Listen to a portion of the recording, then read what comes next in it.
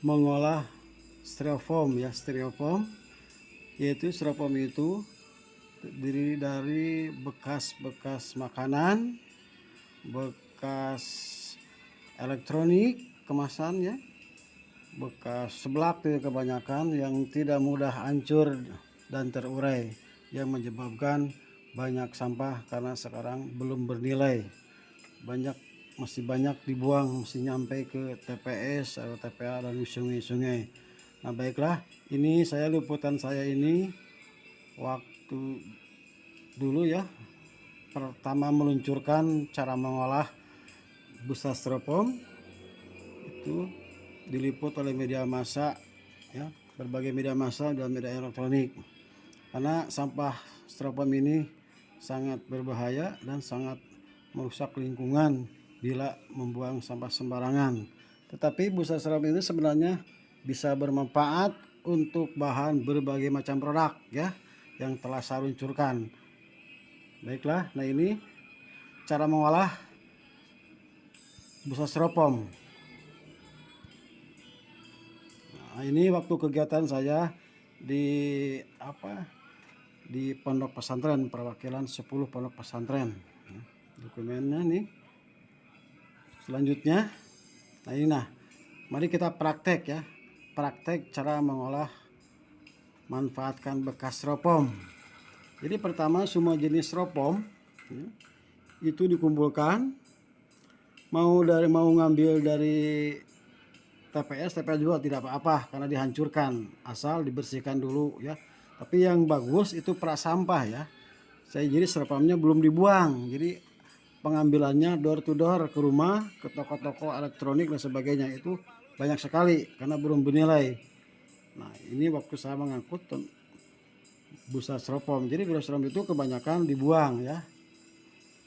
Belum bernilai dan pemulung tidak memulungnya. Tapi mengolahnya sangat sederhana sekali ya. Pertama, bisa cara dihancurkan, bisa tidak dengan cara dihancurkan ya, gitu. Ini saya mengolah dengan cara dihancurkan. Pertama kumpulkan, lalu sediakan cairan bensin ya secukupnya. Nah, lalu semua jenis styrofoam itu dimasukkan ke ember tersebut yang telah berisi air cairan bensin. Nah, udah hancur sampai habis bensinnya. Nah, udah hancur. Nah, lalu udah hancur lalu ditumpahkan, sediakan keramik atau kaca ya, kaca-kaca bekas nggak apa-apa, keramik bekas nggak apa-apa. Lalu udah ditumpahkan pada sesuai ukuran keramik, sesuai ukuran cetakan kita. Kalau mau lebarnya terserah ukurannya. Kalau biasa saya pakai ukurannya 30 x 30 itu ukuran keramik, atau yang kecil juga bisa, yang besar nggak apa-apa. Nah, ditumpahkan di atas keramik lalu dielus-elus ya, dicelus, disayang-sayang ya, si cairan aja, si styrofoam yang telah hancur tersebut, lalu dibentuk.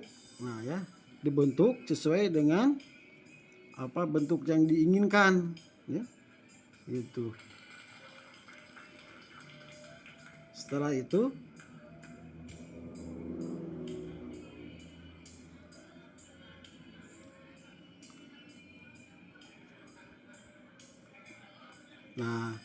terus bentuknya itu disesuaikan dengan cetakannya membuat dari bekas karton ya, sesuai ukurannya di karton, cetakannya malnya gitu ya, dibentuk lalu dipotong. Kalau udah kering, nah udah tadi kan udah ditumpahkan tuh, dikeringkan ya, dikeringkan sendiri aja, tidak usah dijemur ya, kering sendiri nanti juga.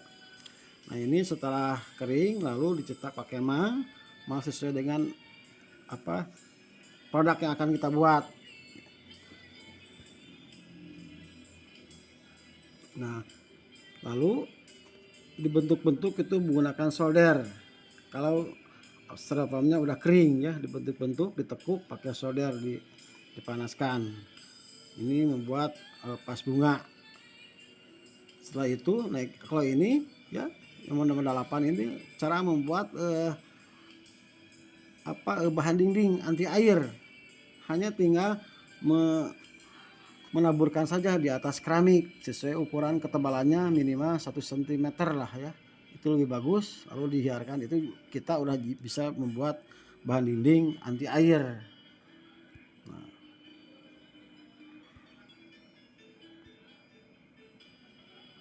Nah ini kalau kita bikin bunga itu tinggal dicetak seperti membuat kita kue dari terigu ya, pakai tangan saja sesuai misalnya bentuk bunga, bikin daun-daunnya dulu ditempel pada keramik-keramik.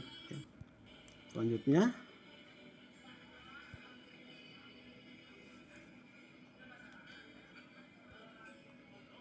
nah ini produk-produknya ya, produk kita bisa puluhan macam produk dari busa styrofoam, bisa tirai, bisa cenderamata dan sebagainya. Nah, ini juga bisa bikin kaligrafi, bisa bikin kap lampu dan sebagainya ya. Makanya bahan styrofoam itu bisa membuat produk berbagai macam ya. Caranya saya tadi itu sebut ya. Nah, ini tirai, tempat tisu, lampu, tempat pensil si bom-bom dan sebagainya.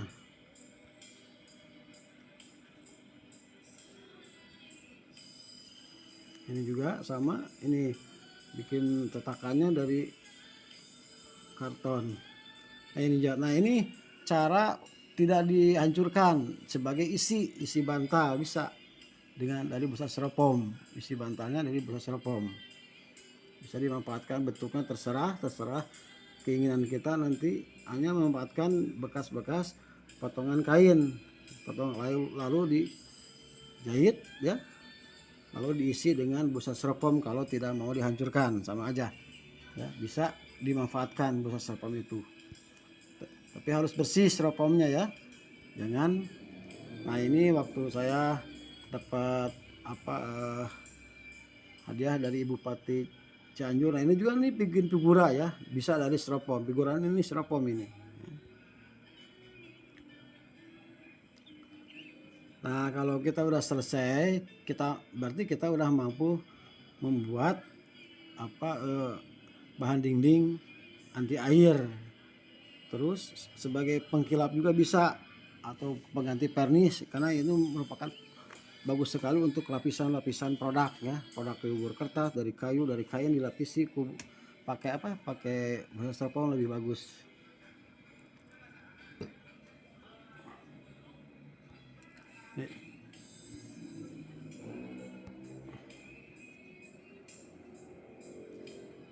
Nah, terima kasih ya. Semoga cara mengolah busa styrofoam ini bermanfaat, karena kalau udah bernilai itu pasti akan hilang secara alami busa styrofoam itu. Seperti besi-besi kan hilang secara alami, nggak ada orang berani membuang bekas besi, aluminium, tembaga. Nah ini mudah-mudahan ke depan styrofoam juga tidak ada lagi yang membuang karena udah bernilai, karena semua orang tahu manfaatnya ya, bisa untuk membuat berbagai macam produk. Nah sekali lagi saya berharap hal ini harus terlibat ya kementerian-kementerian ya, supaya ini jadi industri, karena udah terbukti bisa membuat ratusan macam produk dari bekas styrofoam tersebut. Nah kalau dijadikan industri mungkin akan hilang secara alami, jadi akan mengurangi volume sampah, akan mengurangi beban dinas kebersihan, karena akan tidak mengotori sungai, tidak mengotori kolam, tanah dan sebagainya ya. Karena kebanyakan di sungai-sungai itu yang nampak itu kan yang bikin mempet sungai-sungai itu kebanyakan styrofoam tersebut. Mudah-mudahan dengan bisa dimanfaatkannya styrofoam ini bisa mengurangi kejadian-kejadian tragedi banjir segala macam dan mencemari lingkungan. Demikianlah yang bisa saya sampaikan. Saya terima kasih. Assalamualaikum warahmatullahi wabarakatuh.